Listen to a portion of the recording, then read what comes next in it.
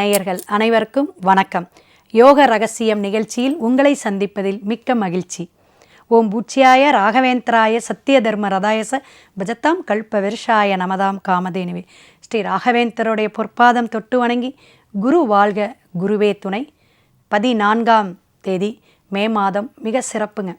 வைகாசி 31, அதாவது முடியக்கூடிய தமிழ் மாதத்துடைய தினமாகவும் வியாழக்கிழமை குருவுடைய நாளாகவும் துவாதசி, இந்த ஏகாதசியில் விரதம் இருந்து குலதெய்வத்தை நல்லா பிரார்த்தனை வச்சுட்டு பெருமாளுக்கு ஏதாவது நைவேத்திய சாமிக்கு வச்சு நமக்கு தெரிஞ்ச ஸ்லோகத்தை சொல்லிட்டு விரதத்தை முடிக்கிறது தான் துவாதசி. ரேவதி நட்சத்திரோட பிறக்குதுங்க. 27 நட்சத்திரத்தில் கடைசி நட்சத்திரமான புதனுடைய நட்சத்திரம் ரேவதிங்க. அது மீனத்தில் நிறைய பிரச்சனைகள், நிறைய கஷ்டங்கள், சனி பகவானுடைய தாக்கத்தில் இருக்கக்கூடிய உங்களுக்கு, அதுவும் அந்த ரேவதி நட்சத்திரம்னு இல்லைங்க, மீன ராசிக்காரங்களே இன்றைக்கி நல்ல வழிபாடு எடுக்கலாம். பெருமாள் வழிபாடு எடுக்கலாம். குருவாக இருக்கக்கூடிய ராகவேந்தருடைய வழிபாடு இன்றைக்கி ரொம்ப ரொம்ப சிறப்புங்க.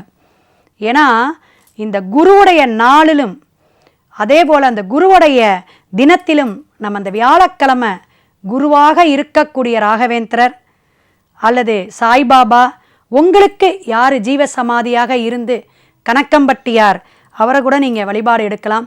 எப்படி வேணாலும் உங்கள் வழிபாடு ஒரு சித்தரை நோக்கி இருந்தால் ரொம்ப விசேஷம்.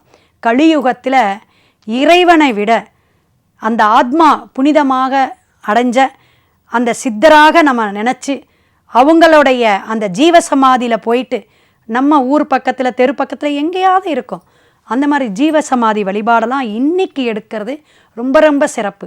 ஏன்னா பிரதோஷமும் சேர்ந்து வருது. ஈசனே ஒரு யோகி தானே, ஈசனே ஒரு சித்தர் தானே, ஞான மார்க்கமான எல்லாமே இல்லை. நான் ஒரு விபூதி, ஒரு விஷயத்துக்கும் உருப்படாத செல்வ வளத்தை கொடுக்க உங்களுக்கு மட்டும்தான் நான் உரிமை. நான் எளிமையானவர். எப்படி சுடுகாட்டு சாம்பலை பூசிய தரித்த நான் ஒரு ஆண்டி. அப்பேதான் எளிமையாக காட்டுறாரு ஈசனை.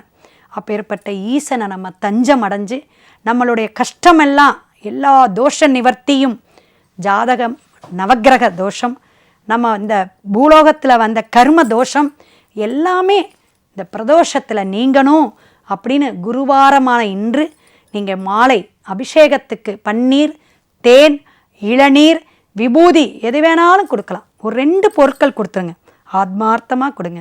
பச்சரிசி, நாட்டு சர்க்கரை, ஏலக்காய் நல்லா ஊற வச்சு பக்குவமாக உங்களால் முடிஞ்ச எவ்வளோ செஞ்சு தர முடியுமோ அந்த வரக்கூடிய பக்தர்களுக்கு, அந்த சிவன் கோயிலில் வரக்கூடிய பக்தர்களுக்கு தானமாக கொடுங்களேன்.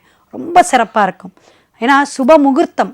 அப்போ இந்த சுப முகூர்த்தமும் இன்றைக்கி கலந்து வரனால திருமணம் ஆகாதவங்களுக்கு திருமணம், குழந்தை பேர் இல்லாதவங்களுக்கு குழந்தை பாக்கியம் எல்லாமே தருவார். ஏன்னா பொதுவாக சித்திரையில் குழந்தை பிறக்கக்கூடாதும்பாங்க. சூரியன் உச்சம் பெற்று இருந்தாலும் அது கொஞ்சம் வெப்பமான உடல் ஆரோக்கியத்தை கர்ப்பமாக இருக்கிறவங்களுக்கு பிரச்சனையை கொடுக்குன்னு அர்த்தம். வேறு ஒன்றும் இல்லை. நம்ம அவங்கள உடல் வாகு பொறுத்து இருந்தாலும் ஈசனை இன்று ரொம்ப சிறப்பாக நீங்கள் வழிபாடு எடுங்க. அனைத்து வளமும் நலமும் தருவார். சிவாய நம. திருச்சிற்றம்பலம். நாளை சந்திப்போம்.